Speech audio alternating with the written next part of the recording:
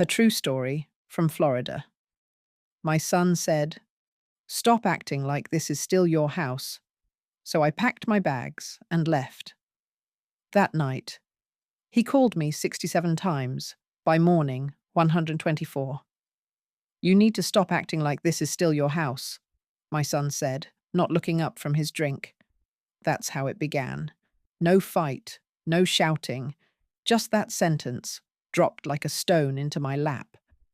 The kind of sentence you don't argue with because it wasn't a conversation. It was a verdict. It was a Thursday, late April.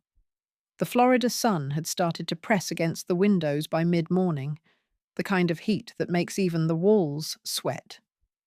Jason had some colleagues over, insurance men, loud and full of laughter that didn't need an audience. His wife, Andrea, had set out bowls of something that smelled like chemicals and cheese. I stayed in the kitchen, where I always stayed, close enough to be helpful, far enough not to intrude. When I stepped out with a tray of deviled eggs, one of them made a joke about room service, and Jason laughed a little too loud. Andrea smirked and said, "She just likes to play house, don't mind her." Like I wasn't standing right there. Like I hadn't lived in that house since 1989, since before either of them knew what escrow meant. That night, after the guests left, and I had rinsed the glasses no one thanked me for washing, I heard him say it again. I was folding dish towels. He didn't even wait for me to finish. "You need to stop acting like this is still your house." I asked what he meant.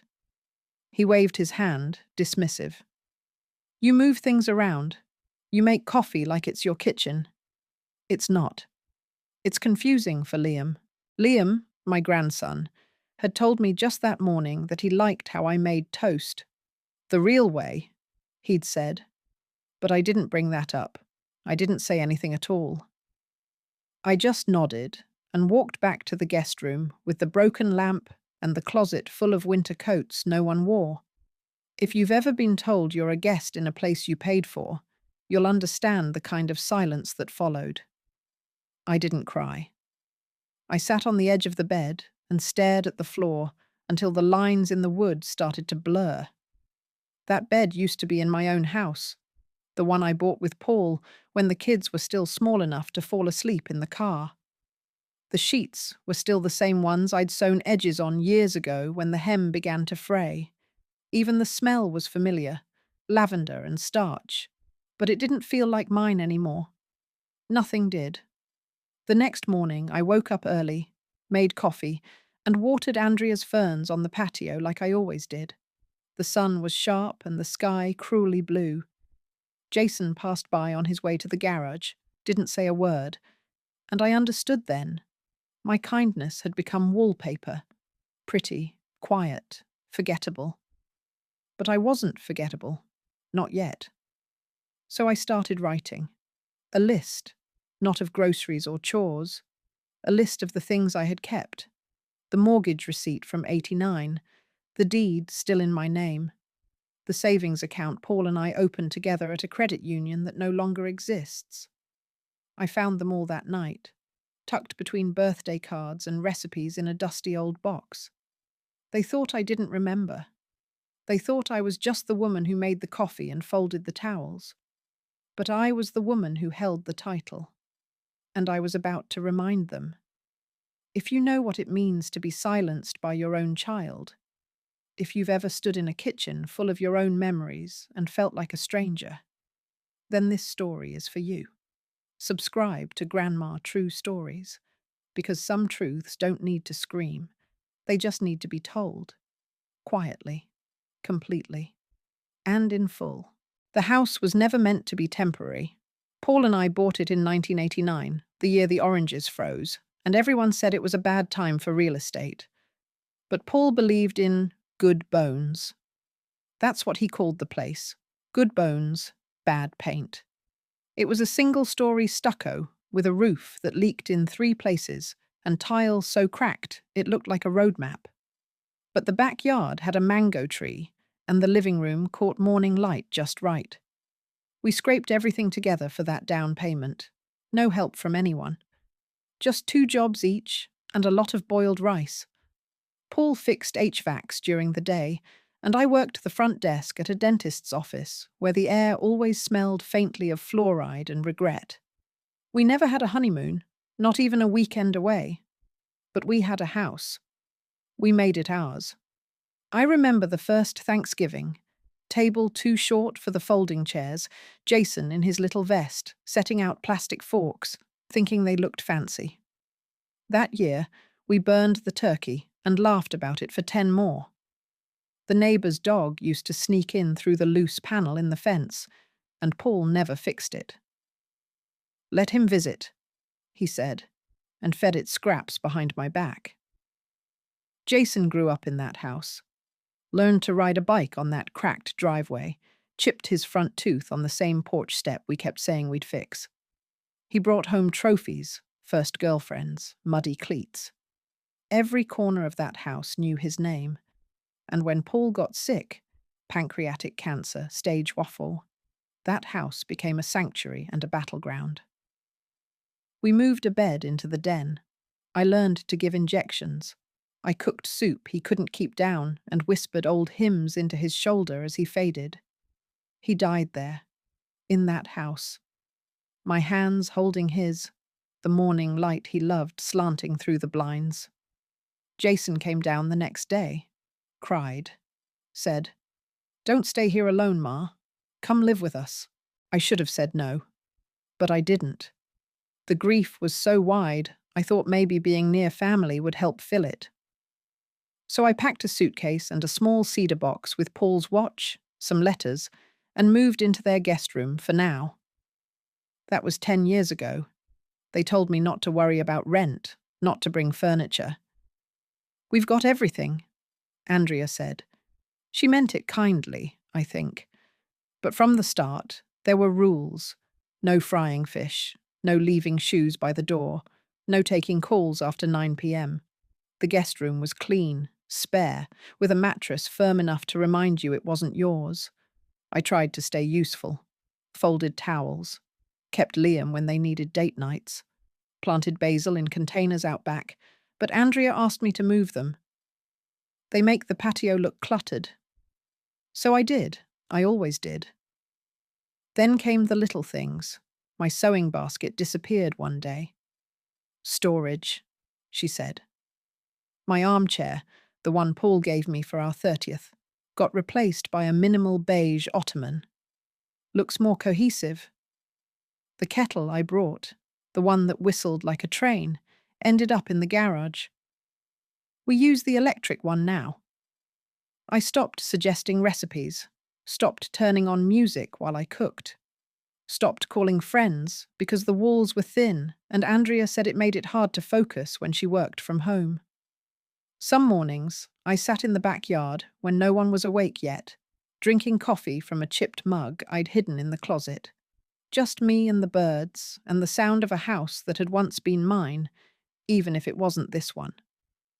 But houses carry history, not just drywall and tile, but memory. And the deed, that paper Paul and I signed with calloused hands and big plans, still had my name on it. They thought I forgot. They were wrong. I didn't realize how much had been removed until one afternoon I opened the hall closet and didn't recognize a single thing inside. Not the linen sets, beige and blue, too stiff to be mine. Not the coats, long, tailored, faceless. None of Paul's old sweaters, none of my crocheted throws. Gone. I stood there longer than necessary, hand resting on the doorframe, trying to remember when exactly I'd stopped opening this closet at all. Andrea walked by, phone in hand, saw me standing there. "Looking for something?" I turned. "Just a blanket."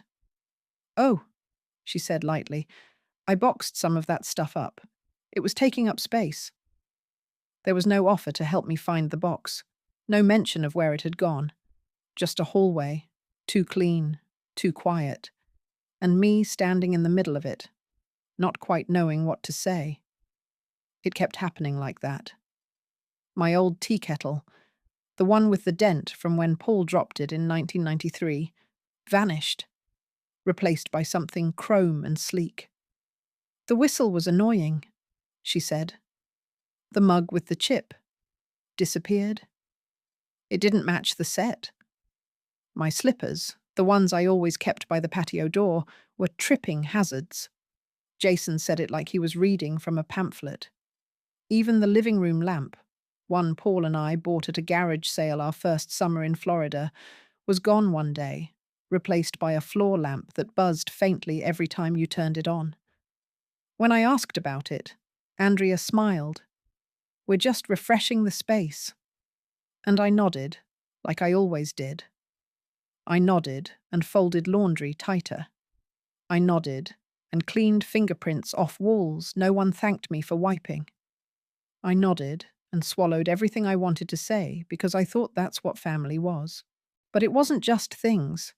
It was the rhythm, the permissions, the quiet demotions. They started grocery shopping without asking what I needed. They changed the Wi-Fi password and didn't offer the new one. Jason forgot to add me to the family phone plan like he said he would. And once, when I asked if we could watch an old movie together, Liam said, "Mum says black and white stuff is boring." I wasn't angry. That's the strange part. I wasn't even surprised. I was just shrinking. Every week, a little less of me fit in the house I had been invited to. And then one Sunday evening, while Andrea was meal prepping and Jason was watching football in his shorts, I found a stack of envelopes on the kitchen counter. Bills, mostly. I wasn't snooping. They were just there. But one caught my eye. A glossy pamphlet. Tips for managing aging parents at home. My breath stalled in my chest. It wasn't addressed to me. Of course not. I stood there holding it like it might catch fire in my hand. That's when Jason walked in, saw it, and said too quickly, "It's just information. Andrea thought it might be useful. Nothing's wrong." Nothing's wrong.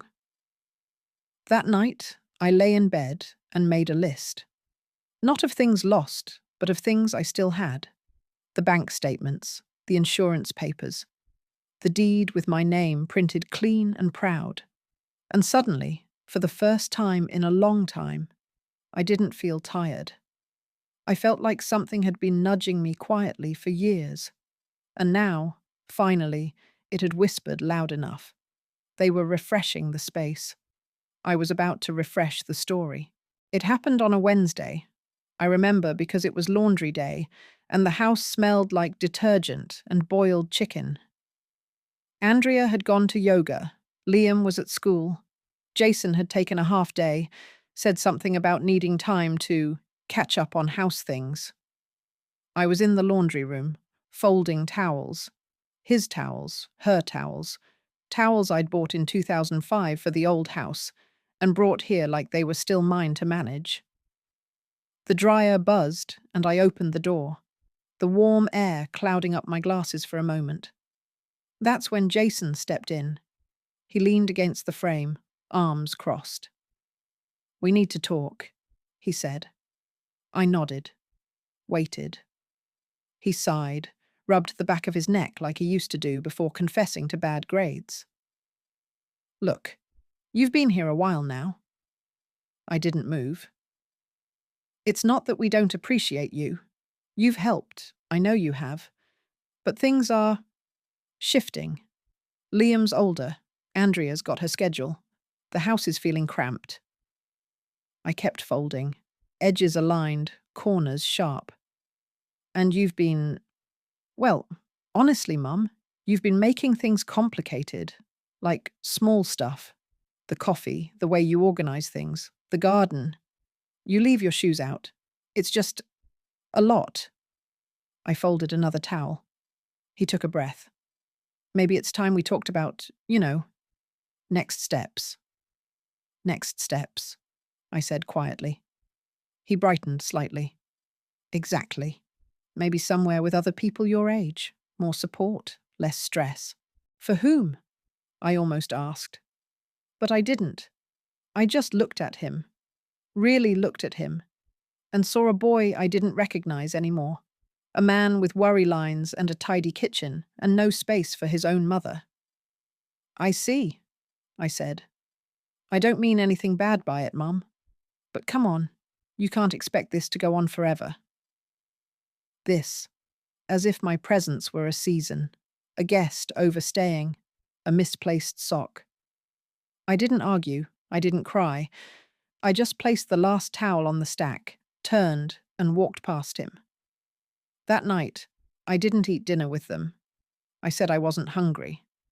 I stayed in my room, staring at the ceiling, listening to the clatter of dishes and the television's muffled laughter. When the house finally fell silent, I opened the bottom drawer of the dresser and pulled out the red leather pouch I hadn't touched in a decade. Inside was everything that mattered. Paul's insurance paperwork, a notarized copy of our original mortgage, the deed, my name in clean black letters, the last bank statement from the joint account I never closed, a business card, worn at the corners, George Harrow, estate attorney. I ran my fingers over the card. He had been Paul's friend, helped us with the will, laughed at our jokes, brought his wife over for Chilean cards once a month. It was late, but I called anyway. The line rang 4 times before a tired voice picked up. "Hello? George?" I said. "It's Grace."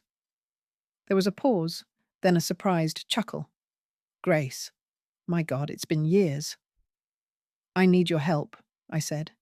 He didn't ask why. He just said, "Come in tomorrow, 10 a.m.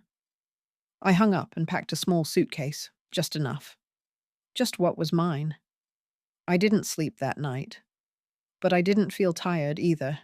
I felt ready. I left before sunrise. No door slammed. No suitcase dragged across the floor. Just the soft click of a zipper, the rustle of one coat, and the echo of shoes placed gently by the door. I didn't write a note.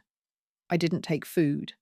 I didn't even touch the coffee maker Andrea insisted was smarter than all of us. I walked out the back way, past the patio with the candle jars she never lit, past the garden bed where my herbs used to grow before she replaced them with rocks and succulents. The grass was still wet with dew, and the world hadn't quite decided to wake up. The bus stop was a 1/4 mile away. My knees complained. I didn't. The driver didn't look twice at me, just nodded when I paid in cash and found a seat near the middle, where the ride felt most stable. The bus rattled forward, empty except for a boy with headphones and a woman in scrubs asleep against the window.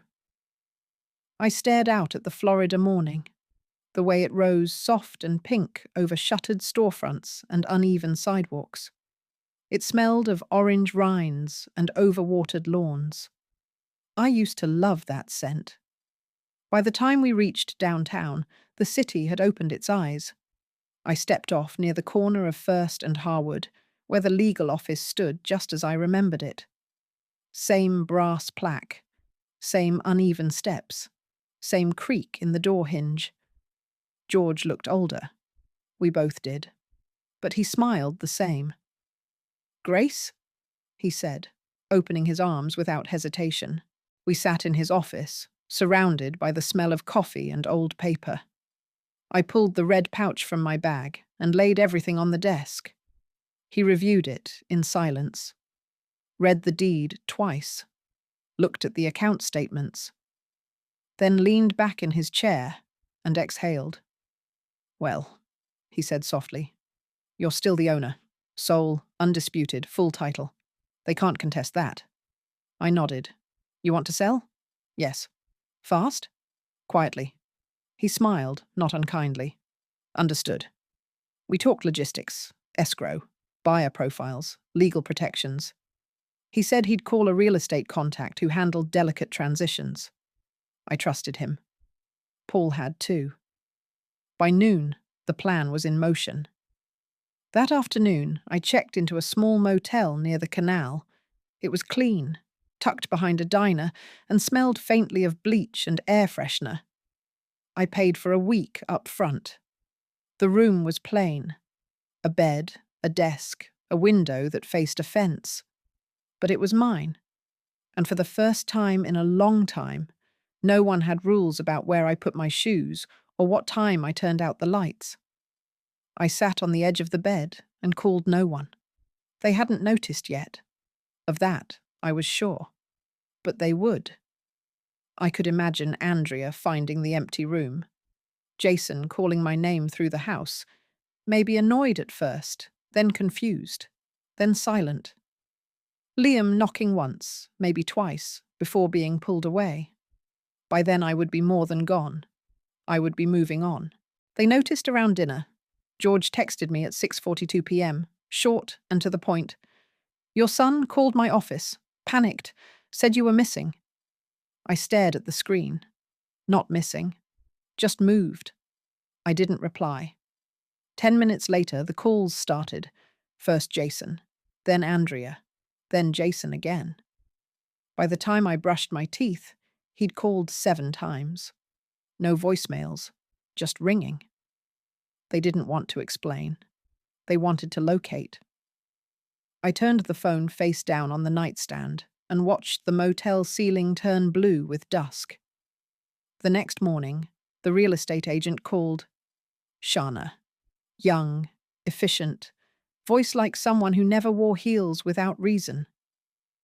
"I've got 3 serious buyers," she said. "One wants a virtual tour today. Are you ready to move forward?"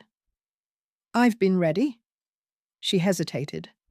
"And the current occupants?" "They'll be notified the legal way." "Understood." By noon, I had signed everything. My name, printed steady and unshaking, across papers that made it official. The house I bought in '89 would soon belong to someone else. Jason called 24 times that day. He texted finally one sentence. "Are you okay?" I didn't answer. Not out of cruelty, but because nothing I could say would sound calm enough for the truth. Not to them. Not yet. George sent the formal letter that evening. Certified mail, email backup, legal phrasing ironed flat, transfer of ownership, notification to vacate, 7 days. I imagined Andrea's face when she read it.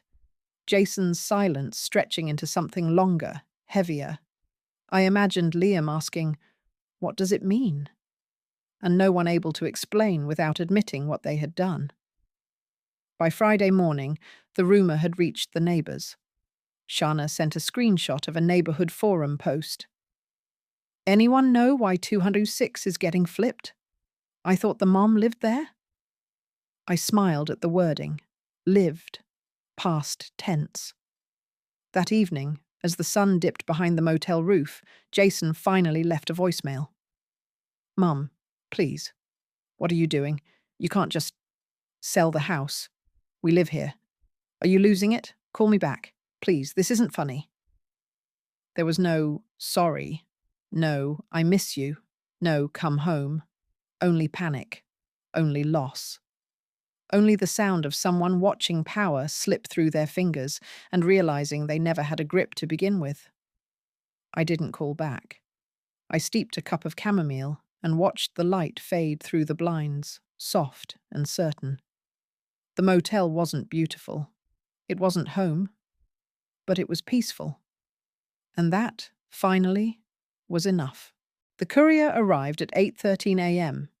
Andrea opened the door in her robe, phone already in hand, eyeliner smudged from sleep. I imagined the moment. The man handing over the envelope, her fingers closing around it like it might bite. She probably smiled out of habit, then locked the door without saying thank you. Inside was everything. Notarized documents, stamped filings, official notifications. The sale was complete. The new owner's name printed clearly. The house now belonged to someone else, effective immediately. 7 days to vacate, no negotiation. Sender, Grace M. Ellaby, not mom, not grandma, not guest, just Grace. By noon, Shana texted again. "Your daughter-in-law called, pretended to be you, tried to undo the contract." Her reply. All documents verified. Sale is closed. Please direct future contact to legal counsel. I laughed, quietly to myself. Not out of joy, but out of recognition. Andrea always thought her charm could solve everything, but charm doesn't override county records. Jason called again, and again. The total climbed. 43, 57, 67. At 1:24 a.m., he left another message, his voice softer, slower. Mum, please, just call me. Just once. Please. I didn't. By sunrise, the call log read 124. Not once did he say, I'm sorry. Not once did he say, you were right. Not once did he say, thank you. Instead, the house sat quiet beneath them like a pulled rug, waiting. I imagined Andrea storming through rooms, checking drawers, checking locks, cursing softly. Jason on the phone, pacing. Liam asking questions no one could answer. And me, sitting in a motel with stiff towels and weak coffee, finally breathing. Shana sent me a photo that evening. Front lawn empty, blinds closed. They're still there, but not for long. I stared at the screen for a while, then turned it off. The motel room felt small, but clean. Honest. No hidden glances. No muttered comments. No rules about garlic or slippers. Just air. Just space. That night, I slept without interruption for the first time in 5 years. No creaking hallway. No passive-aggressive sighs. No Jason pretending I wasn't in the room. Just quiet. Just me. Just finally, unmistakably, alone and unburdened. He showed up at the gate just after sunset. I heard the intercom buzz from across the small apartment. It startled me, not because of fear, but because the day had been so quiet I'd almost forgotten noise could still find me. I walked over, pressed the button, and looked at the screen. Jason. Alone. He wasn't wearing a jacket, though the breeze had turned cool. His shirt was wrinkled, his face worn. Not tired from a day, tired from years. He looked up into the camera and said, Mum. I didn't answer. He pressed the button again. Please. I watched him shift from foot to foot. No suitcase, no threats. Just his voice, brittle around the edges. I messed up, he said. Silence. I should have stopped her, years ago, but I didn't know how. I didn't want to fight. Still, I said nothing. He rubbed his eyes. We packed. We're out. Movers came this morning. Andrea's staying with her sister. Liam's with her for now. I didn't know where else to go. He looked up again. I'm not asking to stay. I just needed to see you, to say it. I let the silence settle before speaking. You let her talk to me like I was hired help. He closed his eyes. I know. You said nothing.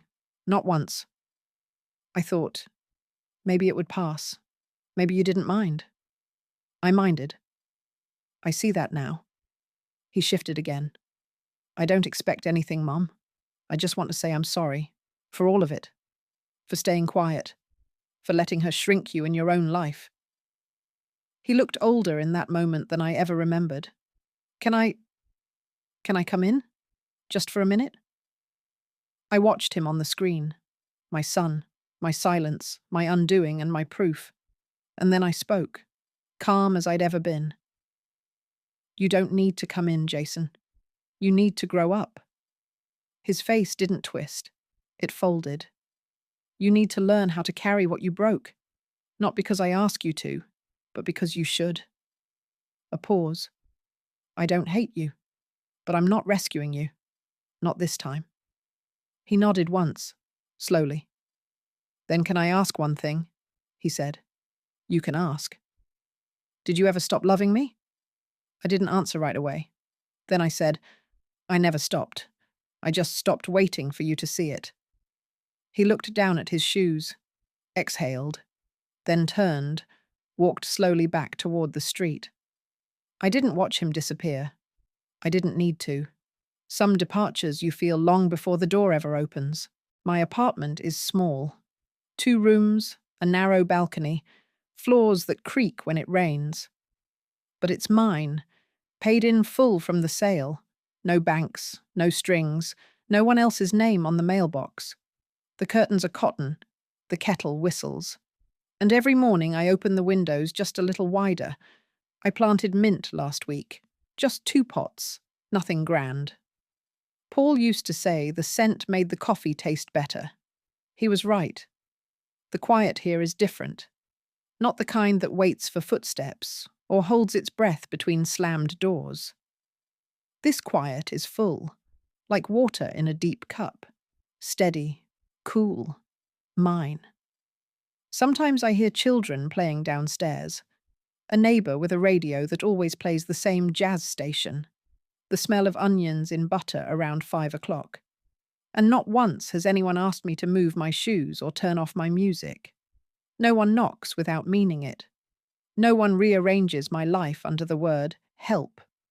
I bought a chair for the balcony, a deep one, with a cushion too soft for good posture, but perfect for old bones.